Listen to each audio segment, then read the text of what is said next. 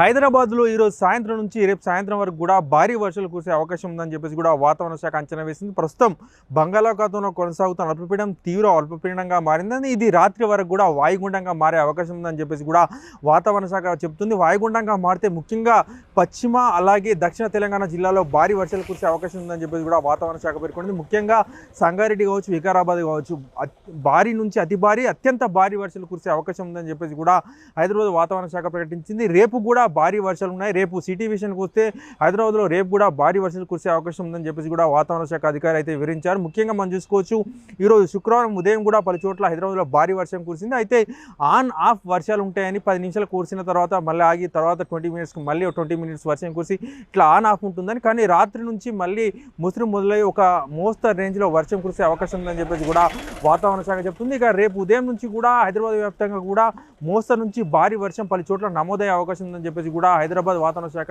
ఎండి నారాయణ గౌడ్ కూడా చెప్పారు. ఈ నేపథ్యంలోనే హైడ్రా కావచ్చు, జిహెచ్ఎంసీ కావచ్చు అప్రమత్తమయ్యారు. ఎక్కడికక్కడ అయితే ఎక్కడ వాటర్ లాగింగ్స్ ఏరియాలు ఉంటే అక్కడ ఫైండ్ అవుట్ చేసి అయితే అక్కడ మన్సూన్ టీమ్స్ అయితే ఇప్పటికే అరేంజ్ చేశారు. సో రేపు సాయంత్రం వరకు కూడా భారీ వర్షాలు ఉన్న నేపథ్యంలో అయితే ఈ టీమ్స్ అక్కడ ఎప్పటికప్పుడు అబ్జర్వేషన్ చేసి ఏమైనా వాటర్ నిలిచినట్లయితే వెంటనే క్లియర్ చేసే అవకాశం అవుతుంది. మనం చూసుకోవచ్చు, మరోపక్క జంట జలాశయాలైన ఉస్మాన్ సాగర్ అలాగే హిమాయత్ సాగర్కి సంబంధించి కూడా భారీగా వాటర్ ఫ్లో అయితే వస్తుంది. మనం చూసుకోవచ్చు, అటు వికారాబాద్ సంగారెడ్డిలో భారీ వర్షాలు అత్యంత భారీ వర్షాలు కురుస్తున్న నేపథ్యంలో ఆ వరదంతా ఇటు ఉస్మాన్ సాగర్ అలాగే హిమాయత్ సాగర్కి అయితే వస్తున్నాయి. ఈ నేపథ్యంలో హిమాయత్ సాగర్ 10 గేట్లు ఎత్తి వాటర్ని కిందికి విడుదల చేస్తున్నాం. అలాగే ఉస్మాన్ సాగర్ సంబంధించి కూడా 4 గేట్లు ఎత్తి వాటర్ కిందికి విడుదల చేస్తున్నాం. మరోపక్క నర్సింగి వద్ద కూడా సర్వీస్ రోడ్ను అయితే క్లోజ్ చేశారు. దీంతో అక్కడ మంచిరేవుల ఇటు నర్సింగ్ మధ్య రాకపోకలు నిలిచిపోయినట్లయితే మనకు సమాచారం అవుతుంది. మనం చూసుకోవచ్చు, ఇటు మూసీలో కూడా ప్రవాహం క్రమంగా పెరుగుతుంది. మూసీ ప్రవాహక ప్రాంతాల వారు ఎవరైతే ఉన్నారో జాగ్రత్తగా ఉండాలని చెప్పేసి కూడా అధికారులు చెప్తున్నారు. ముఖ్యంగా ఈరోజు రాత్రి నుంచి రేపు ఉదయం వరకు కూడా హైదరాబాద్లో భారీ వర్షం నమోదయ్యే అవకాశం ఉందని చెప్పేసి కూడా వాతావరణ శాఖ హెచ్చరిస్తుంది. ఈ నేపథ్యంలోనే